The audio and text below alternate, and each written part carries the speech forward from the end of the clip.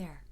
I just got out of the shower and I'm about to begin oiling my skin as part of my daily practice and wanted to make this quick video to share with you a lymphatic massage that I do and recommend for my clients for the face.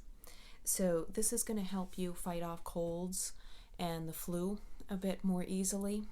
Lymph tends to collect in certain cavities in our sinuses, and some gentle massage is really effective at improving our immune system, strengthening our resistance to those bugs. So you can use a warm sesame seed oil. I am using a particular formula made by one of my favorite Ayurvedic vendors, Sharada Remedies. This is a beautiful night and day face oil they make, blended with Ayurvedic herbs and the addition of some jasmine essential oil. I really enjoy this. So it's just what I personally use in my practice, and you're welcome to try it. By the way, I don't get any kickbacks for mentioning these products here. And this just comes in a small bottle with a dropper. So I'm going to put a few drops into the palm of my hand and rub them together to distribute them evenly.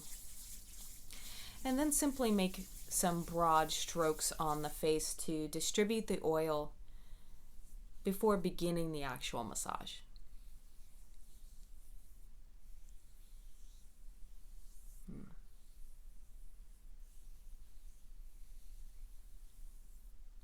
My skin's really dry from the cold weather that we've had these last 2 days.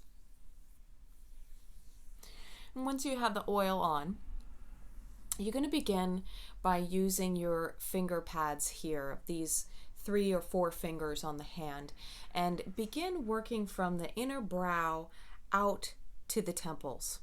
I'll use the opposite hand for each side, so it's kind of this diagonal action, and gently but firmly press down as I move from the inner brow out to the temple area.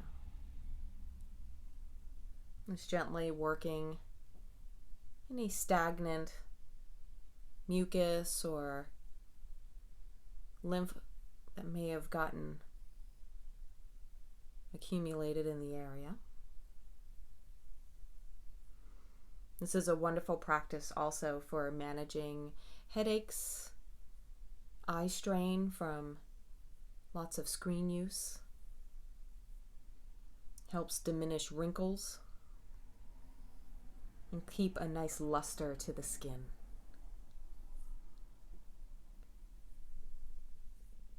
After doing that, maybe 20, 30 times, I'll switch sides and work in the opposite. In Ayurvedic medicine, there are lots of energy points on the body. We call them marma points, or marmani is the plural form.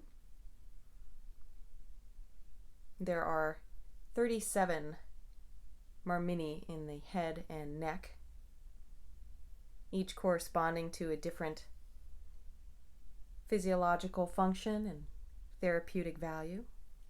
These vital energy points anatomically are where bone, tendon, vein, and artery often meet. These are vital points on the body where life force energy or prana flow. So injury to these points in the body can be quite disadvantageous. Can be lethal, in fact, according to Sushruta, one of the ancient Vedic sages. So after you've worked the brow space out to the temple, sometimes I like to use 2 fingers and create this little windshield wiper action. So lovely.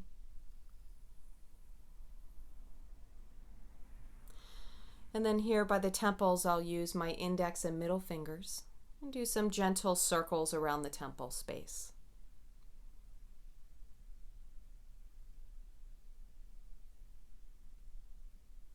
One of the Ayurvedic marma points here is called Shanka. This is a wonderful point to gently massage if you're feeling like you might be fighting off something, just to help boost the lymphatic system.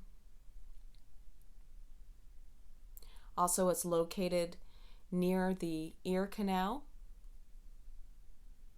which is one of the anatomical sites of Vata dosha.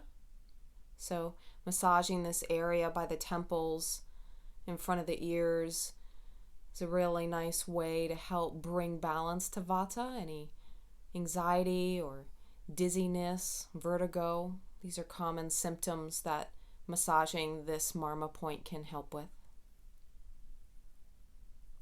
And then using some gentle, but again, firm pressure, I'm going to pull my finger pads down the jawline toward the neck and collarbone. And then lift them up and again press and drag down. This is an area here that tends to often be where things get a little backed up in terms of mucus and fluid, especially when we're fighting off an infection.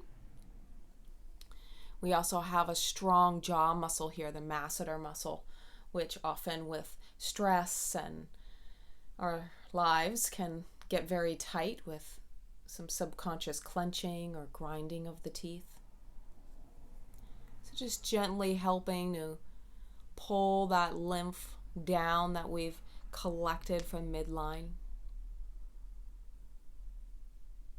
And then after working those frontal sinuses above the brow, we're now going to do the same thing underneath for these two sinuses, the sagittal sinuses. So using, again, your finger pads in a row, working from midline of the body out to the edges.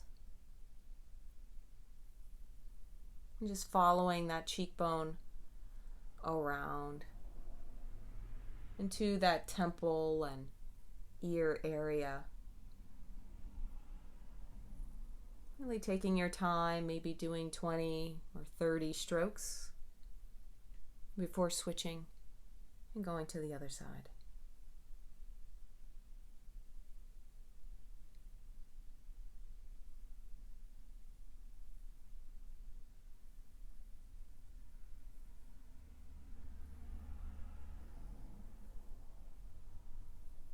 And after you've done that for a few moments on both sides, I like to use those finger pads to continue massaging just beyond and over the jawbone.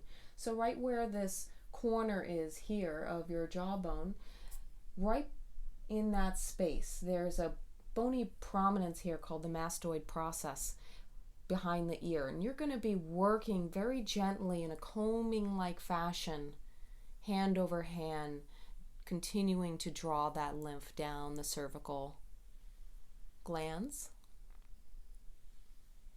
So working from midline, helping it over that bump where it tends to accumulate and get stuck, and then gently combing down from the mastoid process in a smooth and gentle fashion. I also like to add some occasional tapping motion here to again help just get things moving along. And then again, down here, you're going to continue combing that action down the neck to the top of your collarbone here. Add some gentle taps.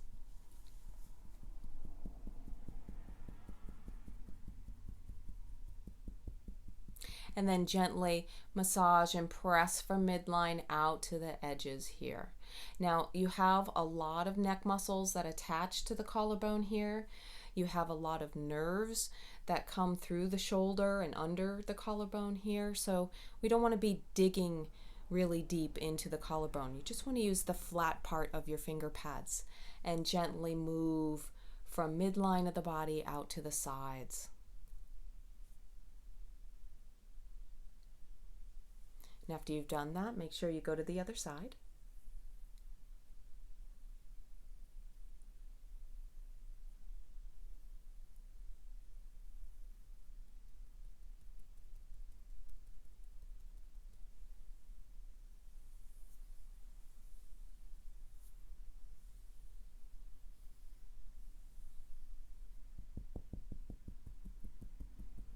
tend to find these percussive actions of tapping is a really nice way to help balance Kapha dosha and its slow, stagnant quality.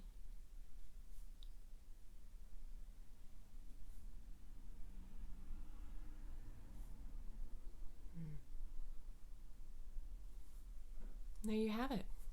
So I hope that helps. Go ahead and explore that. Let me know how things go. And if you like this video, go ahead and share it and like it. I hope to make more of them. Namaste.